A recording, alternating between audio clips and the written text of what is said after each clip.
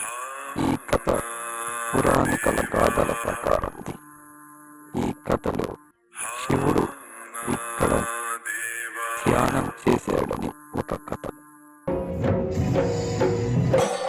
నిప్పు, నీరు, గాలి పంచభూతాలుగా ఇక్కడ చాలా సంవత్సరాలుగా ఉంటున్నాయి.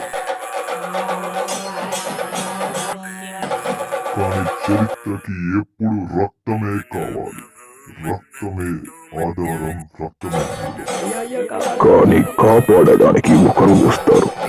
ఆ ఒక్కరే మనం నమ్మే దైవం.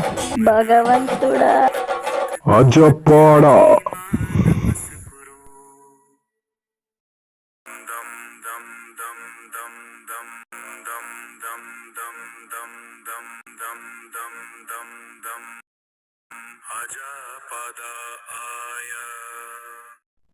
పురాణ గాథల నుంచి ఒకటే, ఎప్పుడు దేవుడు రాడు, కానీ ఒకరిని సృష్టి రక్షకుడిగా పంపిస్తాడు.